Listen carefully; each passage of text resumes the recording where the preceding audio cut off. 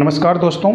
जब भी हम कोर्ट में कोई केस फाइल करते हैं, चाहे वह सिविल सूट हो, ज़मीन का बंटवारा यानी तकसीनामा हो, या फिर एसडीएम कोर्ट में 50 साल पुराने रास्ते का विवाद का कोई अर्जी हो, तो हमें कोर्ट की एक निर्धारित फ़ीस चुकानी पड़ती है। इसे हम कहते हैं कोर्ट फ़ी। यह प्रैक्टिकल जो कोर्ट है उसमें बहुत ही लाभदायक है। जो नए एडवोकेट हैं या तो लॉ के स्टूडेंट हैं, आम नागरिक हैं, उनके लिए भी जानना बहुत ज़रूरी है। लेकिन आप जानते हैं कि कोर्ट फ़ी कितने प्रकार के होते हैं और यह कैसे तय की जाती है? क्योंकि ऑल इंडिया बार एग्जामिनेशन इसके नज़रिए से मैं बात करूं या तो जागरूक नागरिक के नज़र से बात करूं, तो ये जानना बहुत ही ज़रूरी हो जाती है कि हम सभी को भी जानना चाहिए कि कोर्ट फ़ी कितने प्रकार की होती है और वह किस तरह से निर्धारित की जाती है। तो चलिए आज की इस वीडियो में इसे आसान भाषा में समझते हैं।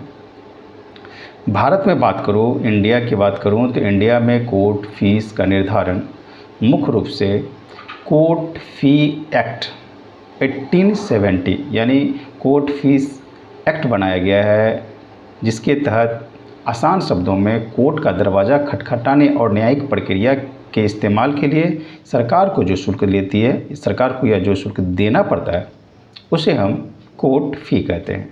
यानी सरकार को हमें शुल्क देना पड़ता है और वह शुल्क जो है निर्धारित किया गया है कोर्ट फीस एक्ट 1870 के अनुसार। तो कोर्ट फ़ी की मैं बात करता हूँ तो कोर्ट फीस मुख्य रूप से दो तरह की होती हैं। पहली है फिक्स्ड कोर्ट फ़ी यानी निश्चित कोर्ट फ़ी, और दूसरी होती है एड वलोरम कोर्ट फ़ी यानी मूल्यांकन अनुसार यानी मूल्यानुसार कोर्ट फ़ी। तो आइए दोनों को व्यवहारिक उदाहरणों के साथ समझते हैं, जिससे कि पूरा यह समझ में आ जाए कि आखिर फिक्स्ड कोर्ट फ़ी क्या होती है और एड वलोरम कोर्ट फ़ी क्या होती है।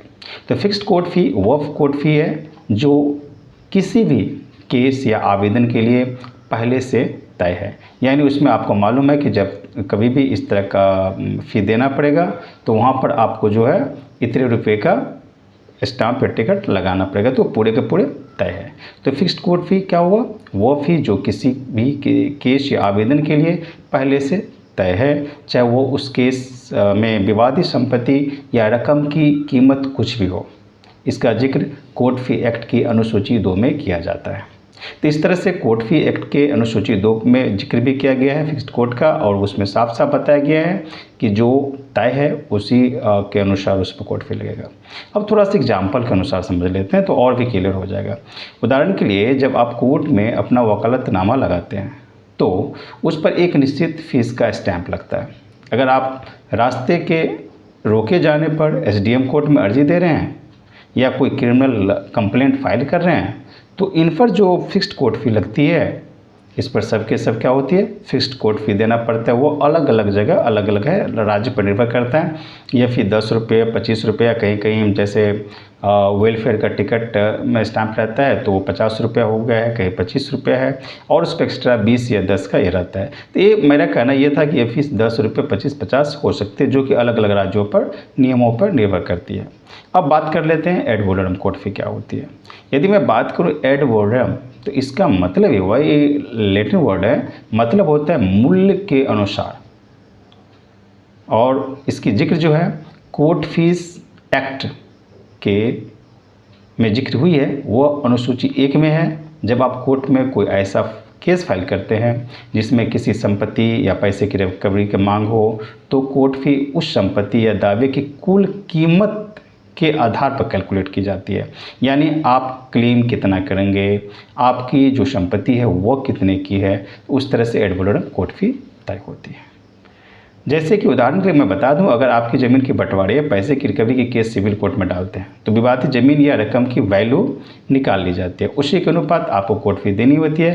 केस 1 लाख का है तो फीस कम होगी, अगर संपत्ति 10 लाख की है तो कोर्ट फी उसी के अनुसार बढ़ जाएगी। मेरा कहना यह था कि जितनी वैल्यू होगी उसी के अनुसार वो होगा। तो एक फी 1 लाख का है तो उसके अकॉर्डिंग हुआ, और उसके 10 लाख हो गया तो उसके अकॉर्डिंग फिर बढ़ते गया, 2 लाख हुआ तो फिर 1 लाख से डबल हो गया, 3 लाख हुआ तो इस तरह से ऊपर, मतलब कितनी वैल्यू है, एग्जैक्ट नंबर ना रहे, 1 लाख 5,221 मान लीजिए है, तो वो भी कैलकुलेट की जाती है। ठीक, तो वो कैलकुलेट बेस पर चली जाती है। अब सवाल आता है कि ये फ़ीस जमा कैसे होती है। पारंपरिक रूप से यह कोर्ट फीस स्टाम्प के जरिए अदा की जाती है, जिसे कागजात पर चिपका, जो भी डॉक्यूमेंट है उसी डॉक्यूमेंट के कभी पीछे या तो आगे ऊपर में चिपका दिया जाता है, और आप उसे किसी भी कोर्ट में जाते हैं तो ऑलरेडी जो काउंटर बना रहता है उससे आप परचेज कर लेते हैं। लेकिन आज के डिजिटल दौर में ज़्यादातर राज्यों में कोर्ट फी के सिस्टम भी लागू हो गया है, जहां आप ऑनलाइन पेमेंट करके सीधे रसीद प्राप्त कर सकते हैं, और उसमें एक नंबर आता है, बारकोड भी आता है, वो पूरे का पूरे उसमें रहता है, और वहां आप इस्तेमाल कर सकते हैं। तो यह था पूरे का पूरे वीडियो कोर्ट फी के ऊपर था। तो दोस्तों, उम्मीद है अब आप फिक्स्ड और एड कोर्ट फी के बीच का अंतर अच्छी तरह समझ गए होंगे। ड्राफ्टिंग के समय कोर्ट फी का सही कैलकुलेशन करना बहुत ही बेहतरीन वकील की पहचान है।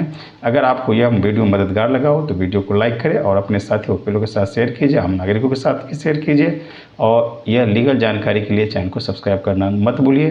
मैं हूँ एडवोकेट जयशंकर प्रसाद निराला। मिलते हैं अगले वीडियो में, तब तक के लिए जय हिंद, जय भारत।